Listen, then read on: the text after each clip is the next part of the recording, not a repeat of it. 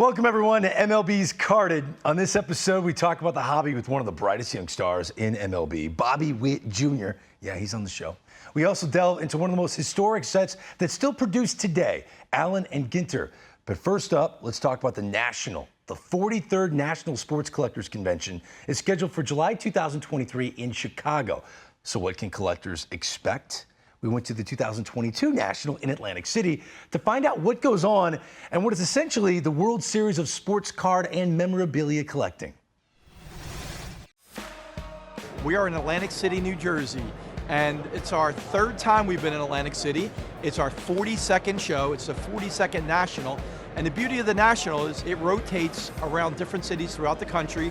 So collectors, investors, enthusiasts, fans of baseball, other sports, just get to enjoy the great hobby that's sports card collecting. The who's here. You have all the major dealers.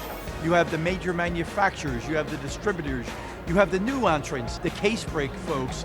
You have the people developing the applications to help dinosaurs like me price our cards. But you have the mom and pop dealers too that've been doing it 42 years, plus all the collectors, the fans, just a tremendous experience. From a vendor's perspective, what makes this awesome is just the networking. I get to meet with all my fellow dealers, friends, customers I've made friends with over the years.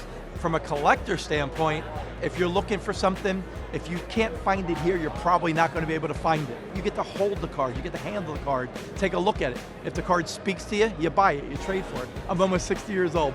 There was Topps, Fleers, and Dunrells. Now there's rookie patch autos, there's prisms, there's sparkles, there's kabooms, and I'm a dinosaur, and I try to be as diverse and as knowledgeable as I can. But what it tells me is there's a place for everyone in the hobby. Whether you collect this product, that product, there's a place for you. As the new president of the board of directors of the National, the future of the National to me means just growth and fun and diversity, just embracing all that's our hobby, all sports, all collectors, whether you collect dime cards, dollar cards, rookie patch autos, baseball, football, hockey, tennis, soccer, whatever it is, it's here. Whether you collect autographs, cards, it's here. And I just see growth, and I just see more and more people joining our hobby and enjoying our great hobby.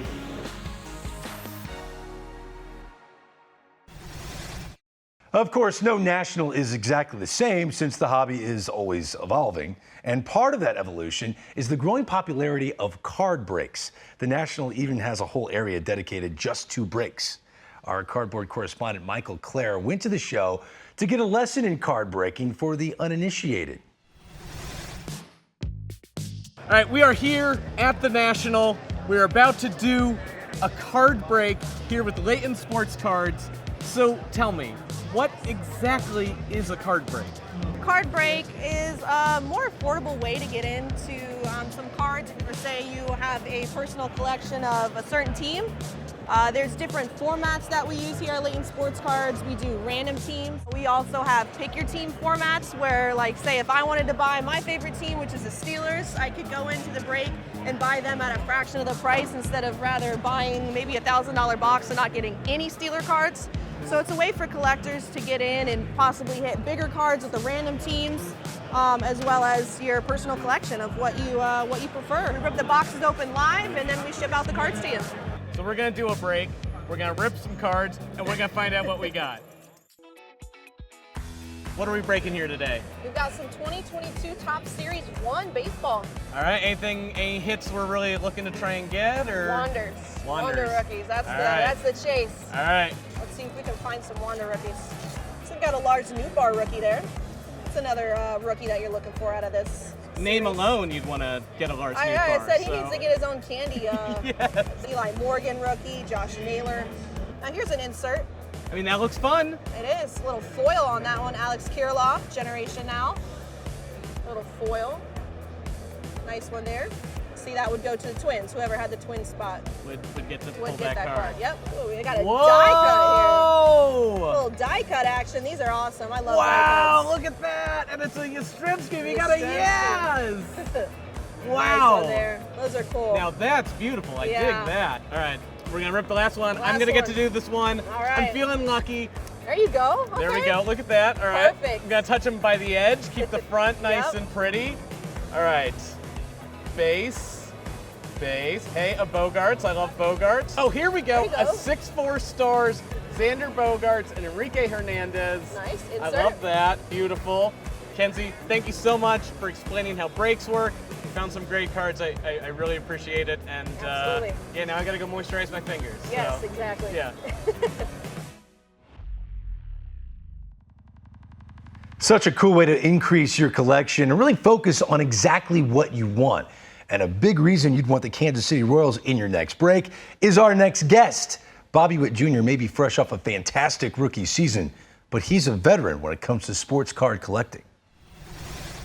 That ball is gone. A 3-run homer. Bobby Witt Jr. And he has another go-ahead RBI, his team leading 24th. That was a sparkling big league play. Bare hands and throws and got him. What a play! That was fantastic. There he goes. Bobby has 30 steals. He's just the 5th rookie in Major League Baseball history to have a 20-30 campaign. That is so impressive. And Bobby Witt Jr. joins us now on Carded. Bobby, good to see you. Welcome to the club of baseball card nerds like me. I started being obsessed with baseball cards when I was 7 years old. How old were you when you started collecting, and how passionate did you get at a young age? Yes, thank you for having me. I was probably around 8 to 10 range. I'd start, just go to Target or whatever, get some boxes, or not really knowing like the value of the stuff. But then kind of as I got a little bit older, I'd go to actual card shops and start picking out players that I really liked. And then I kind of went away from it throughout high school and stuff, just because I was kind of more so just focusing on playing or whatever, and it kind of got away from the hobby and stuff. But then now, or I think during COVID is whenever I kind of went through all the stuff, like started looking up, see if anything's worth anything, and then sent some cards to PSA to get graded. And then that's kind of whenever just kind of really enjoy it. And it's been great little hobby that I've had. So when you got away from it and you were busy playing in high school, did you always make sure your stash was protected? Because growing up, we heard our parents talk about, oh, you know, my mom threw the cards out, or there was a flood in the basement and it ruined all my stuff. Like, was that always in the back of your mind that the stash of cards you had would be valuable down the line while you were busy playing in high school? I never really thought of that, but I always had them kept in a safe spot. I don't know if it was under my bed or somewhere in my closet. I had like a nice little case for it, so I had them all in there, and so was luckily able to keep some in good shape that are now I think worth a little bit. So when you're going through packs, and I'm sure you opened up some older packs, and you know where I'm going here, did it ever happen where you opened up and you saw your dad's card pitching for the Texas Rangers? Yeah, actually, it has. It was I think I was in Cape Cod or something when I was in. This was when I was probably like maybe 12 or something, just at like a local flea market. And at the time I was looking for Dustin Pedroia cards because he was my guy. I don't know when exactly it was, but then I got like a little pack of like something, I don't know what it was. And the very first card when I opened the pack, I was like, wow, what are the odds this happening? So it was crazy. That is awesome. Now you mentioned Dustin Pedroia, so he was the guy you wanted to collect. Give me like 2 or 3 other players that you really, because I have binders of my 3 favorite players. So I've got Ozzie Smith's my favorite. Then I was a first baseman growing up, so Will Clark, Mark Grace. Those were my guys. I wanted as many of those cards as possible. Who were your top 3 guys? I would say Pedroia for sure, and then I really liked I liked Ian Kinsler at the time and Michael Young, just being from around here, and just I didn't really know like the value of like what it would be, but I really like collecting those guys just because they're right here in hometown. I just love getting their rookie cards. And then also I'm into like the football cards too. So I was trying to get all the quarterbacks, but at the time I wasn't going after the rookie cards. I was just kind of getting the cool ones, the holographic ones, the silver ones, and that type of stuff. So then at that time too, also was a lot of like rookie cards I was going after. Like I had a couple of Mike Trouts, Clayton Kershaw, and like I'd go in and just buy individual rookies at that time. And now they're worth something now, which is cool. That's really cool. I can't imagine transitioning from loving baseball cards to then knowing it's inevitably coming that you're going to be on baseball cards. What was that moment like for you? Yeah, I think the first card I saw was when they did something for USA Baseball, and we had to sign the stickers and stuff for that, and then getting to see them. I think that was pretty cool. And so just knowing that I grew up collecting them, then now seeing my face, seeing me playing baseball on a card, it was surreal. It wasn't that like, it was that moment where like, wow, this is really something. Not only do you collect baseball cards, now you're on baseball cards, but tell me about designing the Topps Crown collection. I can't fathom sitting with Topps and designing my own card. What was that like? Yeah, that was awesome. Like, I didn't even know where to start. And so they had a bunch of ideas. And then, so I was like, wow, I've never really thought about this stuff. And then just because I knew I was going to do it. And at the time I was opening packs and stuff, I was like kind of taking bits and pieces from other cards. I was like, ooh, this kind of looks cool. And then the coolest thing, I don't know if I thought of it, was just, there's like a being from Texas section of it and like a die cut card of the state of Texas.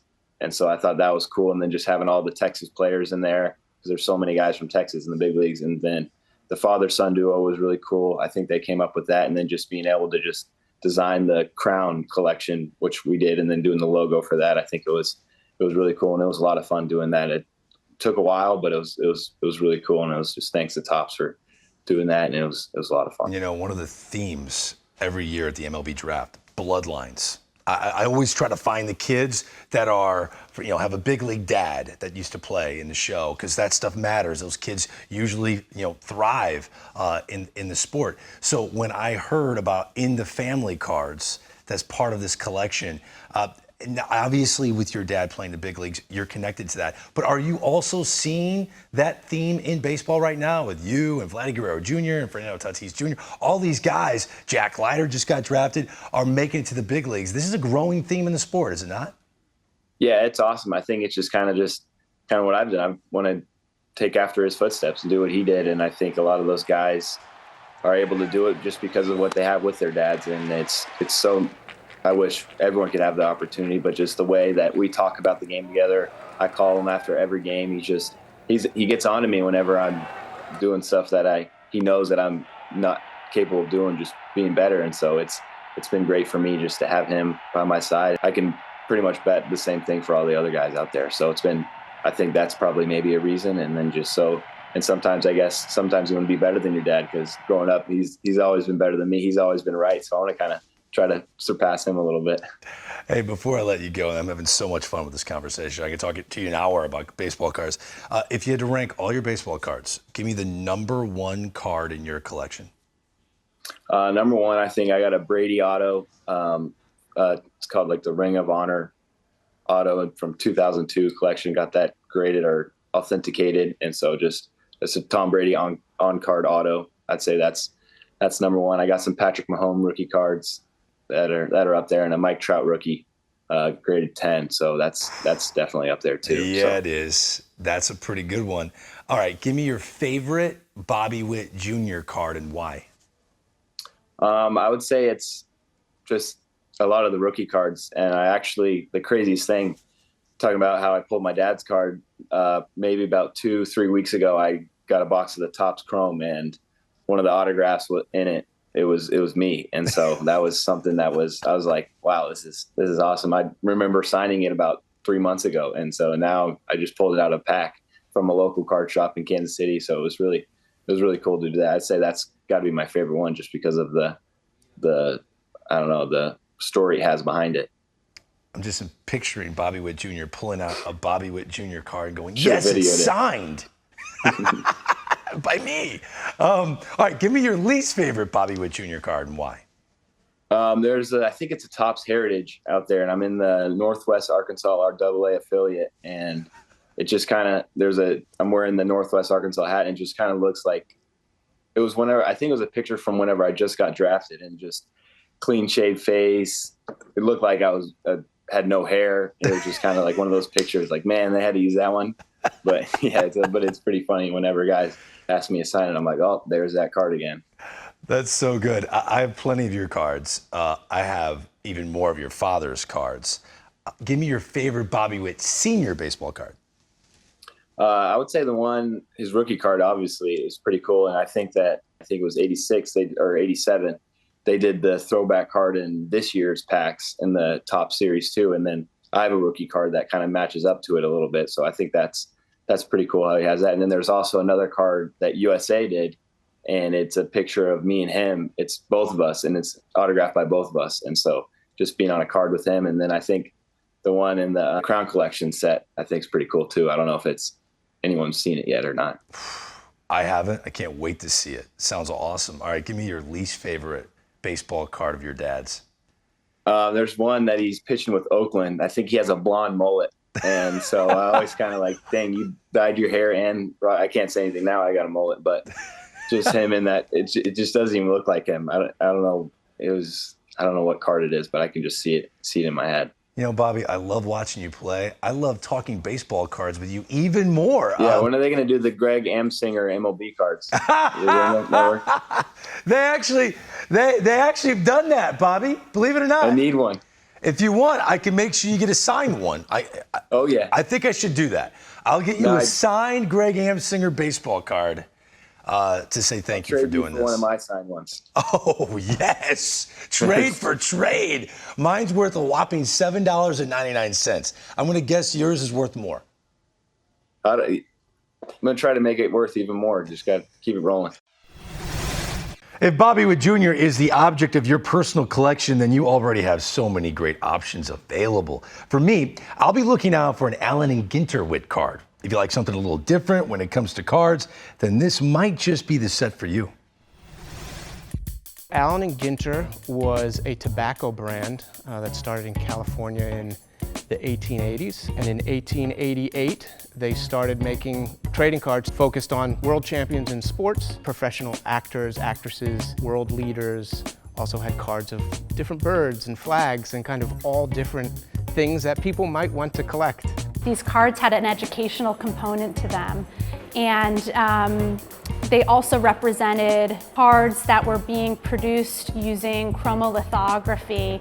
Suddenly, everything was in color. You had that possibility. That's the reason that you had cards that represented all sorts of subject matter. As a collector, the Allen Ginter set is memorable because of the art. You know, it's so unique. I think that the first ones are still some of the best cards ever issued anywhere. Not just is the subject matter between, you know, Indian chiefs to baseball players to boxers. It's just such a special set. And even in today's world where everything has to be shiny and numbered, those cards are just special because of the style in which they're done. In 2006, Topps revived it. This was a way to kind of expand outside of just the world of baseball. And it's been a brand that has been running ever since.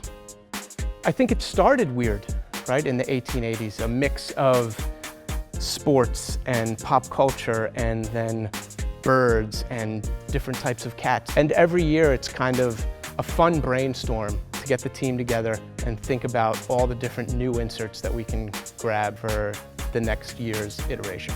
The designs are quite interesting, so I can see why there's an interest in continuing to collect them. And they're valuable for their kind of historic status. They represent among the first popular baseball cards, but cards of all types from that period to really take off. It's always interesting to see what weird thing will show up in the Allen Ginter set. It could be cryptocurrency or some chicken that I've never heard of. It's just kind of a eclectic set. It's just fun. For modern stuff, to me, it has to be a fun rip, and Allen Ginter checks all the boxes. I think it's a great mix of baseball and pop culture. If you love baseball and you love things that maybe aren't baseball, this is the perfect set for you. You're never gonna be able to tell what card you're gonna get in a pack. It's an exciting pack opening experience because you could get a Mike Trout card, you could also get a card of a Rainbow Trout. Well, that's all for this episode of MLB's Carded. Before we go, we want to take you back to the National for a pack rip. But this isn't an ordinary pack rip. These are all guys any kid or collector love to pull when opening up a pack. Now let's see who they pull. Chipper Jones here, National Card Show Convention. We're gonna see what kind of cards we get. Well, one thing I might remember about the cards is the gum. I broke my teeth on it one time, but I wouldn't trade it for nothing. Let's see who we got inside here. It'd be funny if I got my own. Jeff Burrow, he was my teammates with the old Washington Senators. Ted Williams was my first manager back then. My man Hojo. Love this dude growing up. Switch hitting third baseman. Why wouldn't I love him, right? Matt Williams, one of my good friends, third baseman for San Francisco. Always enjoyed playing against Matt Williams. Great player, great person. Cliff Floyd, man would come in hard to second base. Spikes up. Did I say hard? Man played hard. He got out of the way when he came in. Love me some Ellis Burks. Dude could do it all. 40 homers, 40 bags. One of my all-time favorite, Dave Concepcion. Oh, he was unbelievable. I think with all the rest of the Reds in the Hall of Fame, I think they forgot about this guy. He is the goodest shortstop that ever played the game. Scott Brosius, I don't know, 3-time world champ. It's pretty good. Tim Wakefield, everybody knows him. Played like over 20 years in the big leagues. Knuckleballer for Pittsburgh, knuckleballer for the Red Sox. I saw Tim Wakefield hit a home run in the Astrodome in the second deck. There's a drive to left. That'll leave the premises off the bat of the pitcher, Wakefield. Farthest home run I've ever seen a pitcher hit. Pedro Guerrero, boy, he was an unbelievable hitter. I loved him. I still see him throwing up the glove when we lost to St. Louis in the 1987 playoff. Spike Owen, we got in a nasty brawl with them in Montreal one time. I remember he was bloody, and it was a good fight. We're gonna have a bench clearing brawl in Houston. Jeff Conine, how they used to say it in Florida. One of St. Louis' speedster. If everybody watched that, Vince Copeland, I think he stole 100-some bases about every year he played. So he was just an unbelievable outfielder, base stealer. One of my favorites growing up, Barry Larkin, Hall of Famer.